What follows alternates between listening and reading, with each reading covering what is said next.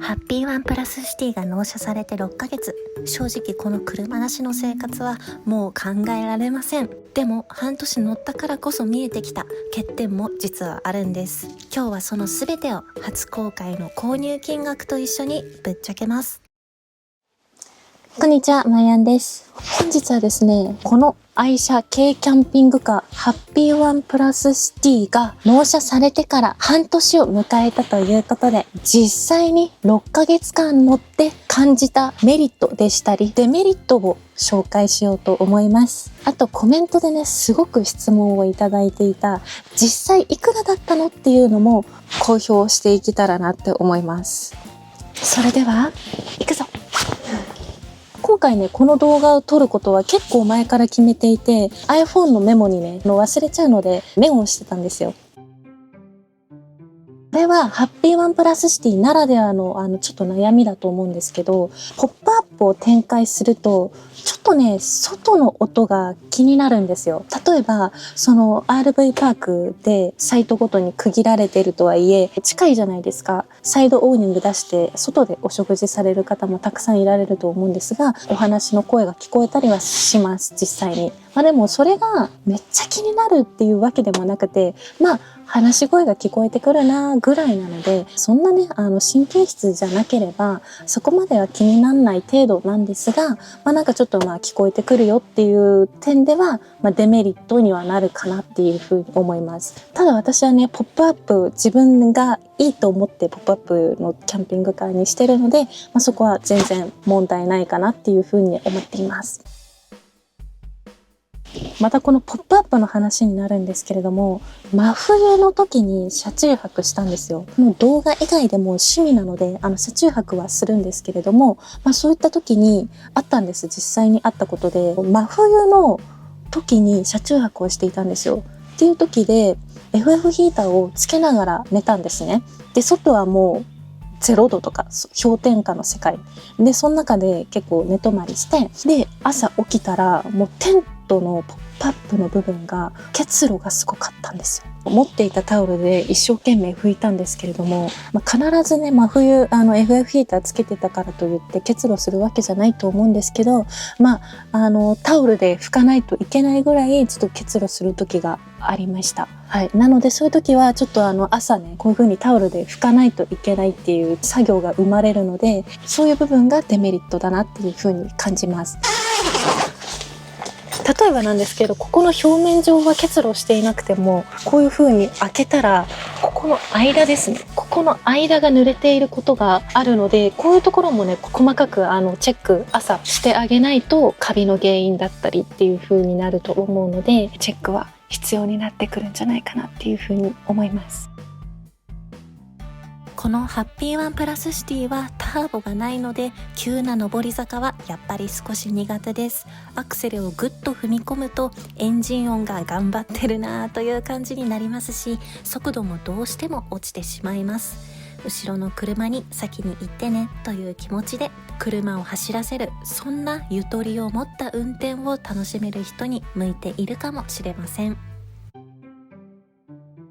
月に1回温度を最大にして30分間きちんと動かしてあげる。これをサボると故障の原因になってしまうと思います。月に1回のメンテナンスなので忘れがちだとは思いますが、長く一緒に旅をするための大切な健康診断だと思って欠かさず行っています。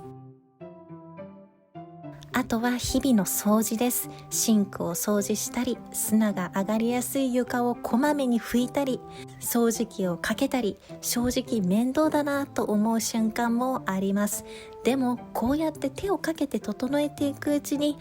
例えばペットや子供を育てているような愛着が湧いてくると思うんです。可愛いだけじゃない、手がかかるからこそ愛おしいみたいな、それがキャンピングカーオーナーのリアルな楽しみなのかもしれません。レギュラーガソリンを入れるタンクがね、ちっちゃい。ダイハツの軽トラックのハイゼットなので仕方ないと思うんですけど、やっぱりそのガソリンのタンクがね、小さいと給油をこまめにしないといけないんですよ。なのでガソリンスタンドにね、行く頻度が増えたり、するんですけれども、まだそれは100歩譲っていいんですけど、長旅する時にですね、高速道路を走るじゃないですか。っていう時にガソリンを入れるタンクが小さいと、やっぱり途中でなくなるわけなんですよ。で、高速道路のガソリンスタンドっていうものは値段がね、高いわけじゃないですか。高くないですか？高いんです。例えばそのガソリンスタンドの会員で普段はね150円ぐらいで入れられてるのに、高速道路になるとやっぱり急に200円とかに、例えばですけどなるじゃないですか。なのでね、高速道路のガソリンスタンドを使うことが増えました。ただこのハッピーワンプラスシティはジムニーよりも燃費がねいいことが判明しているので、私のキャンピングカーは燃費がジムニーよりもいいので、そこのところはねいいなっていうふうに思ってるんですけど、ちょっとタンクが小さいので長距離の時に高速道路を走ると高い料金を払って給油をすることになることがメリットかなっていうふうに感じています。分かってくれる方少ないかなっていうふうにこれは思うんですけど、ハッピーワンプラスシティって天井がこういうふうに平らなんですよ。平らなので当然雨が降ったら雨水がね溜まるんですよ。ハッピーワンプラスシティだけなのかわかんないんですけど、雨が降ったら雨水がここの天井の部分にね溜まるんですよね。で、溜まるのはいいんですけど、じゃあ駐車場を止めてて いざ出発するじゃないですかっていう時に、この天井から雨水がズバッってザーっていう風に流れてくるんですよ。なので運転し始めた時にもうここのフロントガラスからこうやってもう滝のようにもう雨水がねブワーって一回落ちてくるんですよ。ちゃんと雨が降ったらおそらく10秒ぐらいはこうフロントガラスからこうやって滝のような感じでこうやってザーザーみたいな感じで流れてくるので、そこがね走り始め億劫だと思うんですけど、まただって思って、全然ね走り始めの10秒ぐらいのことなので、そんなにねストレスっていった感じではないんですけど、雨がね降った直後とかに走ると結構そういうことがあるので気をつけてください。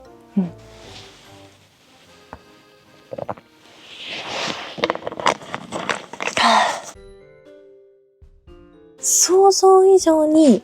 電池が持ちます。私はバッテリーの容量を400アンペアアワーの容量にしたんですけれども、それがめちゃくちゃ良かったんじゃないかなっていうふうに思っています。そう、これオプションをつけないと200アンペアアワーになると思うんですけど、この200アンペアアワーだと実際に私ハッピーワンプラスをレンタカーして200アンペアアワーのバッテリーの容量で夏場1泊2日で過ごしたんですけど、ちょっとね、これ足りないな、クーラー節約しないとっていう風になったんですよ。せっかくね、キャンピングカーなので、節約とかはしたくないじゃないですか。だって家にいる時もめっちゃ夏暑かったら30度以上とかあったらやっぱりクーラーずっとつけてたいじゃないですか。それと同じで、やっぱりバッテリーの容量を気にして電気をね、使う使わないだったり気にすることはちょっとストレスになるんじゃないかなっていう風に実際に体験して思ったので400アンペアアワーにしたんですけれども、これはね正解です。もう、バッテリーはねいくらあっても困らないので、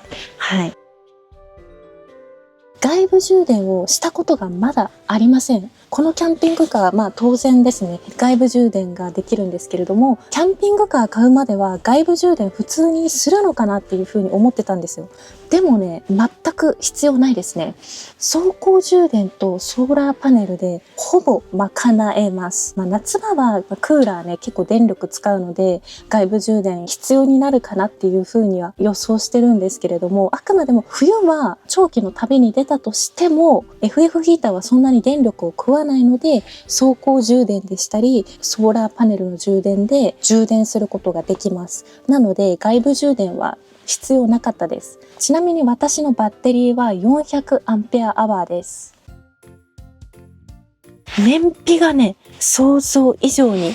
高いことです。この動画で検証したんですけれども、めちゃくちゃ良かったんですよ。リッター15とかだったんで、めちゃくちゃ良かったんですよ。ジムに乗っている私からしたらすごい燃費がいいなっていう風に感じました。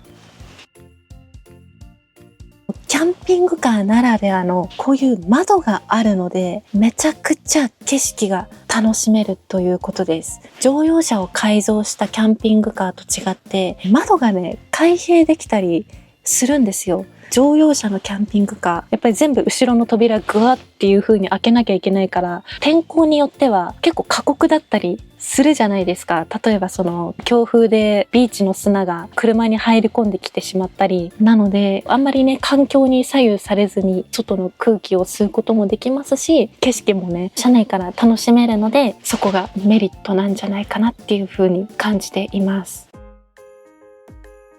実は導入するか迷った電子レンジ。でも6ヶ月経った今はこれがない旅は考えられないと思うほど重宝しています。全部を自炊するのではなく、道の駅やスーパーで買った地元の美味しいものをほかほかの状態でパッと食べれる。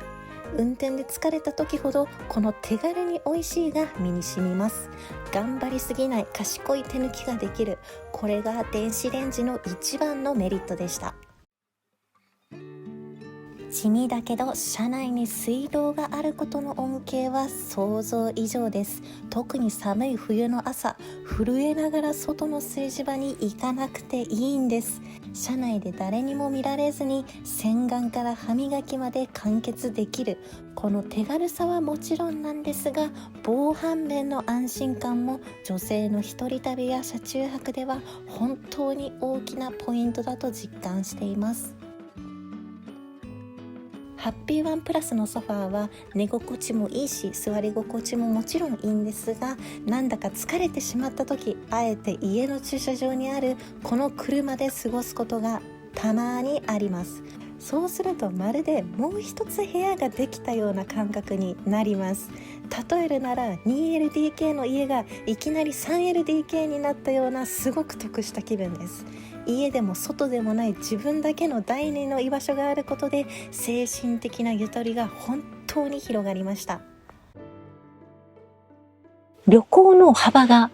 広がりました。っていうのも、キャンピングカーの良さって、ホテル代をね、浮かすとかではないと思うんですよ。やっぱりキャンピングカーの良さは、思い立った時にすぐ旅行に行けるので、そこがね、めちゃくちゃいいなっていうふうに思います。その旅先でも、今までなんかこう、行かなかった海沿いの展望台をもう全部回りまくるとか、日本の端の端まで見に行けるみたいな感じですよね。例えば旅行でもホテル泊とかだったら、このホテルにチェックインして、それからまあちょっとなんかちょろちょろ歩いて、あ、こんな感じの観光地なんだね。じゃあ夜になったらホテル戻ろうみたいなマイナーな場所まで旅しづらいじゃないですか。マイナーな場所、まあ車でね、回ったら行けると思うんですけど、でもキャンピングカーはマイナーな場所まで行けるんですよ。日本のなんかこう変なところとか橋とか行けるようになりました。ホテル泊のような旅は旅で楽しいと思うんです。またこの別の違った旅の楽しさがキャンピングカーでは手に入るんですね。とにかく日本の端をゆっくりゆっくり回りましょうよいみたいな、そんな感じの旅ができるイメージです。なんかうまく伝わるかどうかわかんない。コスパがいいということです。費用に対して得られる体験価値がめちゃくちゃ高いです。これまでキャンピングカーって大型のキャンピングカーをやっぱり想像していたんですよ。例えばクレアだったりとか、もう1000万円を普通に超えるようなキャンピングカーを想像していたんですけど、軽キャンピングカーというものを知って、こんなに2分の1ぐらいの値段で買えるのねっていうことを知って買ったわけなんですけれども、このね2分の1の価格でキャンピングカーのね旅をしたり、日本の端の端まで見れたりとか、そういう体験の価値を考えたら本当に払う価値があるんだなっていうふうに思います。人生を豊かにする上でキャンピングカーは体験価値が高高いです。あとはね、私の場合はキャンプが趣味だったので、やっぱりキャンプってテントを立てるのも楽しいんですけど、テントを立てる労力ってやっぱ結構使うじゃないですか。これからじゃあ30代、40代、50代になった時にですよ、体力が衰えるじゃないですか。それでテントを立てるのが億劫になって、キャンプを行かなくなったみたいな感じになるのはやっぱり嫌なんですよ。っていうところで、ハイエースのキャンピングカーだったりとか、N バンとか、そういう風なキャンピングカーもたくさん出てると思うんですけど、そのキャンピングカーを持っておくことで、テントを張る必要がなくなったわけなんです。でも、キャンプも楽しめるっていういいとこ取りですよね。なので、キャンプをする方にとっても、ちょっとテントの設営がめんどくさいなって思ったりとか、でもキャンプ楽しいんだよなとか、日常でももっとキャンプしたいなっていう方は楽しいと思います。それでは最後に費用の方を公開していきます。費用はね、ざっとなんですけれども、約470万円ぐらいです。車両本体自体は370万円です。で、そこからオプションの費用だったりとか、あとは車両をね、買うときにかかるもろもろの費用ですね。例えばその本社さんから送ってもらう費用でしたりとか、自動車税だったり重量税っていうものもかかるので、そういう風なものをもろもろ10万弱ですね、かかったということです。車両のね、本体価格はやっぱり安いんですけれども、オプションがね、かかっていますね。オプションで一番何がかかったかっていうと、リチウム電池400アンペアアワーです。これがね、金額いきます。20万2000円かかってます。キャンピングカーを春夏春冬使いこなすぞってなったら、どうしてもね、リチウム電池200アンペアアワーじゃちょっと足りないなっていう風に思ったのでつけました。あとはですね、ヒーターですね。標準装備だとヒーターは中国製のヒーターなんですよ。中国製のヒーターで、中国製が悪いとか言ってるわけじゃないんですけど、F ヒーターはやっぱり命に関わるので、オプションでね、もっと安心ね、安全なヒーターがありますよということだったので、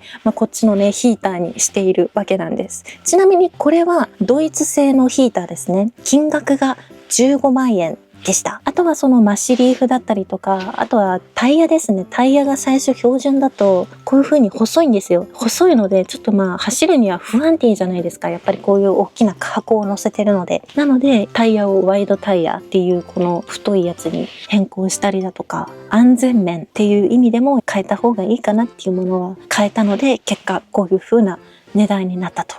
いう感じです。いかがだったでしょうか。今回は愛車の軽キャンピングカーハッピーワンプラスシティを納車されてから6ヶ月間実際に乗ってみて感じたメリットやデメリットをご紹介しました。他にもね、たくさんメリットがあるんですけれども、もうね、皆さんキャンピングカーのメリット、もう基本的なメリットは分かっていると思うので、あんまり言わなかったんですけれども、こんな感じでメリットだけじゃなくて、きちんとデメリットもあるよっていうことを分かっていただければなっていうふうに思います。もう何度も言うんですけど、本当に初めてキャンピングカー買ったんですけど、本当にね、後悔はしてないです。旅行の幅が広がって嬉しいです。ということで、今後もマイアンキャンプはキャンピングカーや車中泊、キャンプのことについて投稿していきますので、よければグッドボタンとチャンネル登録などお願いいたします。またねー。バイバーイ。